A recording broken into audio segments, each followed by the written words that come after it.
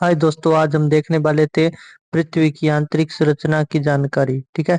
पृथ्वी की आंतरिक संरचना।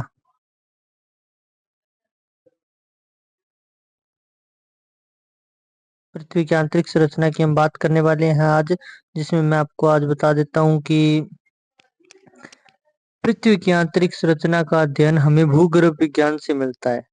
किससे मिलता है? भूगर्भ विज्ञान से। भूगर्भ विज्ञान। भूगर्भ विज्ञान। भूगर्भ विज्ञान यानी पृथ्वी की आंतरिक संरचना की जानकारी हमें इनडायरेक्ट मिली है पृथ्वी से निकलने वाले भूकंपीय तरंगों से। भूकंपीय तरंग। भूकंपीय तरंग और ज्वालामुखी से निकलने वाले मेघवा से। ज्वालामुखी से निकलने वाला मेघवा है, उससे हमें जानकारी मिलती है। और ये डायरेक्ट जानकारी नहीं मिलती कि ये ऐसे है और ये ऐसे है। हमें इनडायरेक्ट जानकारी मिलती है। पृथ्वी से निकलने वाले भूकंपीय तरंग तथा ज्वालामुखी से निकलने वाले मेघमा से पृथ्वी की आंतरिक संरचना का पता चलता है। तो अब हम भूगर्भ विज्ञान का अध्ययन डिटेल से करने वाले हैं। पृथ्वी के अंदर क्या क्या चीजें हैं, उसी को हम कहते हैं भूगर्भ विज्ञान। भूगर्भ विज्ञान किसे कहते हैं? पृथ्वी के अंदर, पृथ्वी के अंदर क्या क्या क्या क्या चीजें हैं। ठीक है, क्या क्या चीजें हैं, उसी को हम क्या कहते हैं? भूगर्भ विज्ञान कहते हैं। भूगर्भ विज्ञान में सबसे पहले एडवर्ड स्वेस नामक विद्वान थे, और एडवर्ड स्वेस नामक विद्वान ने पृथ्वी की आंतरिक संरचना के लिए अपना सिद्धांत दिया। किसने दिया? Edward Edward Suez. Edward Suez ने। ठीक है। आंतरिक संरचना में पृथ्वी की आंतरिक संरचना यानी भूविज्ञान के पृथ्वी की आंतरिक संरचना की जानकारी दी एडवर्ड स्वेस ने।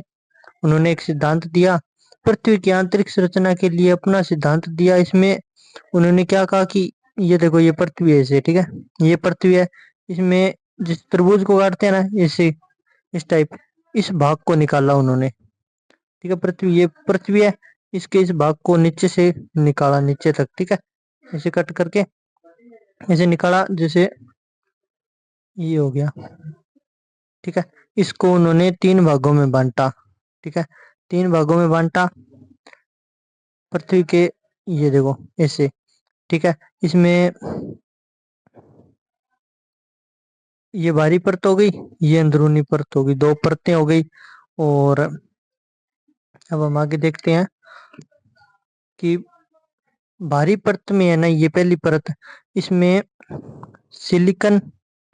ठीक है, सिलिकन और सॉरी सिलिकन और एल्यूमिनियम। सिलिकन और एल्यूमिनियम यानी एल की अधिकता के कारण इसे सियाल के नाम से जाना जाता है। किस नाम से जाना जाने लगा? इन्होंने पहली परत सिलिकन और एल्यूमिनियम की अधिकता के कारण सियाल के नाम से जानते हैं। ठीक है, इस परत को, पहली परत को नाम क्या दिया? पहले लेयर को सियाल। ठीक है, और इसका घनत्व बताया उन्होंने। इसका घनत्व बताया 2.5 से, इसका घनत्व कितना बताया? 2.5 से 3 ग्राम पर सेंटीमीटर क्यूब। ठीक है, पर सेंटीमीटर क्यूब इसका घनत्व बताया। पहली परत कौन सी है? सियाल परत है, और इसका घनत्व कितना बताया? 2.5 से 3 ग्राम पर सेंटीमीटर क्यूब, इसका एवरेज घनत्व बताया। इसके बाद दूसरी परत है, इसके बाद दूसरी परत। ठीक है, पहली परत ये कौन सी है? सियाल।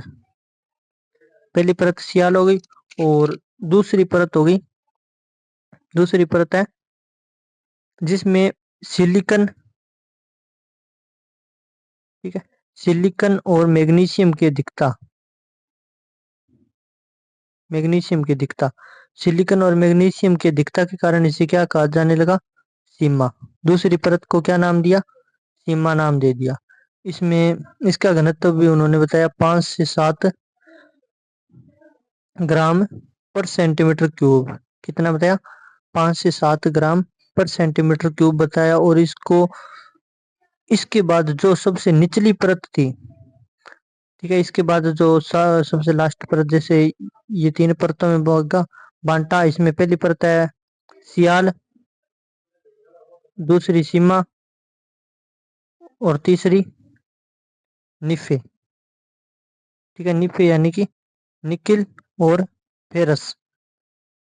फेरस यानी लोहा, जिसे आयरन, आयरन को फेरस के नाम से जानते हैं। ठीक है, इसकी निचली परत है निफे, लास्ट परत को क्या नाम दिया, निफे। निफे यानी कि आयरन, आयरन भारी होता है, लोहा भारी होता है, तो इसके कारण इसका सबसे ज्यादा घनत्व बताया है, 9 से 11, 9 से 11 ग्राम पर सेंटीमीटर क्यूब इसका घनत्व है। और ये तीनों परत अब हम देख लेते हैं एक बार फिर से। जैसे ये देखो, पहली सियाल, सीमा, SiMa मैग्नीशियम, ठीक है, सीमा और निपे, निपे। अब इसमें देखते हैं इसका घनत्व कितना बताया, 2.5 से 3, इसका 5 से 7, और इसका 9 से 11 पर सेंटीमीटर क्यूब। ठीक है, इसमें किसकी अधिकता है, सियाल में है सिलिकन, ठीक है, सिलिकन और एल्यूमिनियम की, इसमें सिलिकन और मैग्नीशियम की, और इसमें निकिल और फेरस की, यानी आयरन लोहे की। तो आगे हम पढ़ेंगे इसके बारे में और इसके भाग, जिसने इसमें तो हमने पढ़ा एडवर्ड स्वेस के बारे में। ठीक है, एडवर्ड स्वेस ने सिद्धांत दिया, आगे देखते हैं सिद्धांत। ठीक है।